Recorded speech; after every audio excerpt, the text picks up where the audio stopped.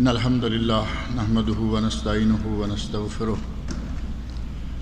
ونعوذ بالله من شرور أنفسنا ومن سيئات أعمالنا من يهده الله فلا مضل له ومن يضلل فلا هادي له وأشهد أن لا إله إلا الله وحده لا شريك له وأشهد أن محمدا عبده ورسوله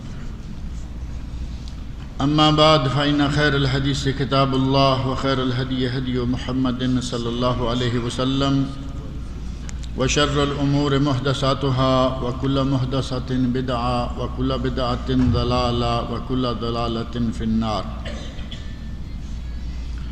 رب اشرح لي صدري ويسر لي أمري واحلل عقدة من لساني يفقهوا قولي رب أعوذ بك من همزات الشياطين وأعوذ بك رب أن يحضرون اعوذ باللہ السمیع العلیم من الشیطان الرجیم من ذا الذی یقرض اللہ قرضا حسنا فیضاعفہ لہ اضعافا کثیرا واللہ یقبض ویبسط والیہ ترجعون۔ یہ سورۃ البقرہ کی آیت نمبر 245 ہے، جس میں اللہ رب العزت نے ارشاد فرمایا ہے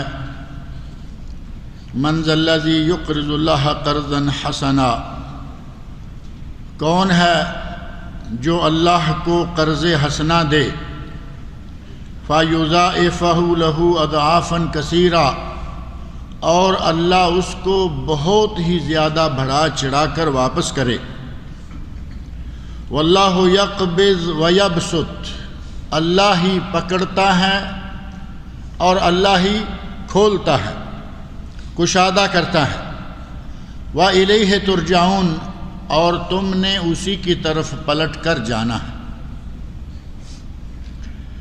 اللہ رب العزت قرضہ طلب کر رہا ہے، اور یہ قرضہ کیا ہے؟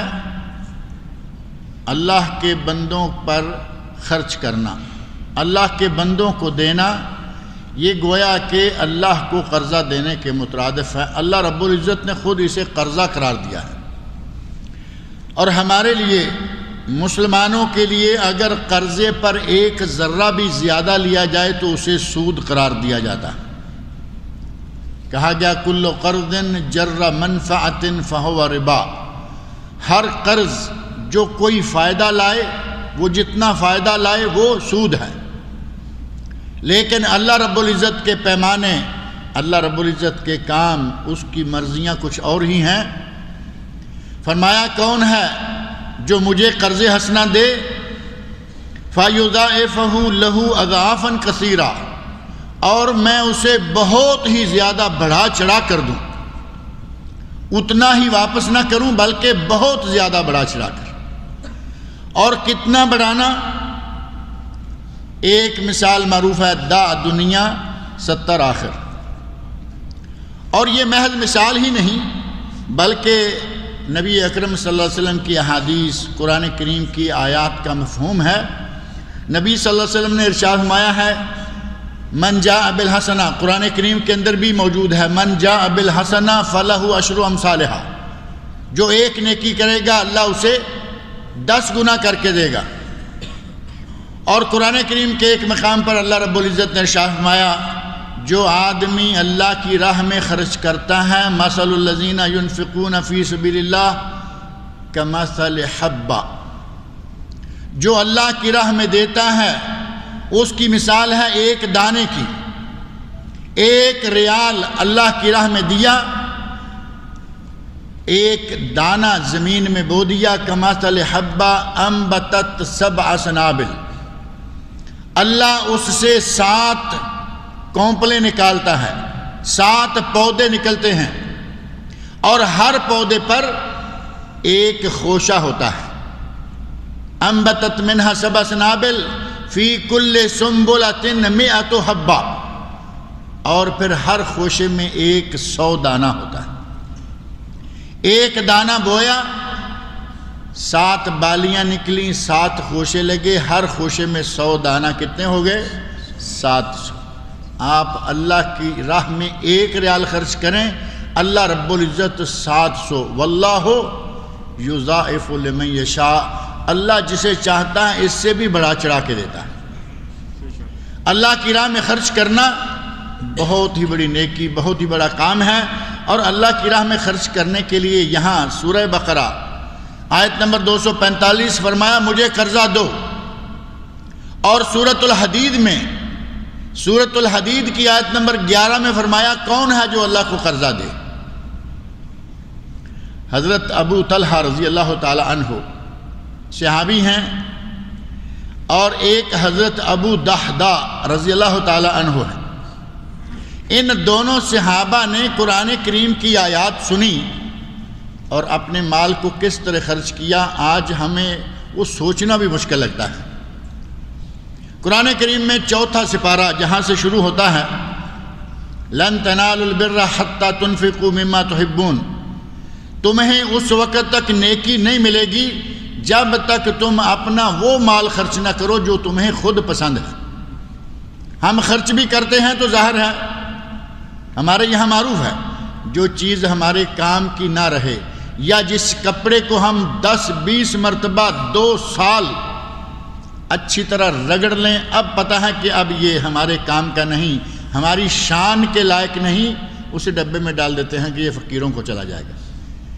ہم نے جسے پسند نہ کیا وہ اللہ کی راہ میں، اور اللہ کیا کہہ رہا ہے لن تنالوا البر حتى تنفقوا مما تحبون، قرآن کریم چوتھا سپارہ پہلی آیت، تمہیں اس وقت تک نیکی نہیں ملے گی جب تک اپنی محبوب چیز اللہ کی راہ میں نہ دو گے۔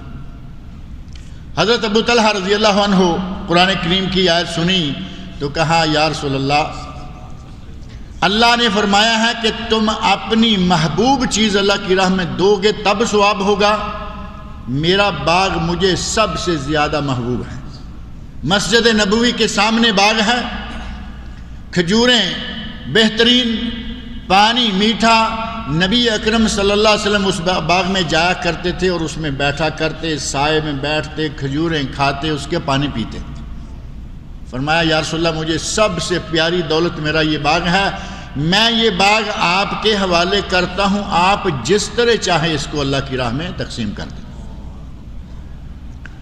یہ ہے صدقے کا اصل مفہوم، یہ نہیں کہ اپنے کام کا نہیں رہا تو اسے، جیسے موسم گرمیوں کا موسم آتا ہے، ہمارے دیہاتی علاقے میں ہمیں کیونکہ وہاں کی مثالیں یاد ہیں، ہمارا تعلق دیہات سے ہے، دیہات میں بہت زیادہ نظر نیاز شروع ہو جاتی ہے۔ نیاز اللہ کی راہ میں چاول پکائے، میٹھے چاول ہیں، ان دنوں میں چاول میٹھے پکتے ہیں، بہت زیادہ تقسیم ہوتا ہے۔ اس کی وجہ کیا ہے؟ کسی کے نیت پر، کسی کی خواہش پر حملہ کرنا مقصود نہیں، آنکھوں دیکھی باتیں۔ ان دنوں میں، جن دنوں میں بارشیں بکثرت ہوتی ہیں، ساون بھادوں کا مہینہ یا ساون بھادوں کا موسم، بہت زیادہ نیازیں پک رہی ہیں، بٹ رہی ہیں، اور گڑ والے میٹھے کی، اور یہ گڑ ان دنوں میں گھر والوں کے قابو میں نہیں آ رہا ہوتا، موٹے موٹے وہ بال سے بناتے ہیں، ان کے روڑیاں جس کو کہتے ہیں، وہ برتن میں ڈالا ہوا ہے، 4-6 مہینے وہ گڑ ٹھیک رہتا ہے، جیسے ہی ساون بھادوں کا موسم آتا ہے، بارشوں کا موسم آتا ہے، وہ پگھلنا شروع ہو جاتا ہے آٹومیٹک۔ اب اس کو کہاں سنبھالیں گے؟ سنبھالنے کا یہ طریقہ ہے کہ آپ کھیر پکاؤ اللہ کی راہ میں دے دو، چاول میٹھے پکاؤ اللہ کی راہ میں، اب ہمارے کام کا نہیں رہا، اب اللہ کی راہ میں دے دو۔ جن لوگوں نے قرآن کریم کو سمجھا، جن لوگوں نے قرآن کریم پر صحیح معنوں میں عمل کیا، جن لوگوں نے اللہ کی رضا کی خاطر خرچ کیا، وہ خرچ کرنے کا طریقہ یہ ہے۔ فرمایا مجھے سب سے پیارا مال میرا باغ ہے یا رسول اللہ، اللہ کی راہ میں تقسیم کر دیجیے۔ اور ایسے ہی ایک صحابی حضرت ابو دحداء رضی اللہ عنہ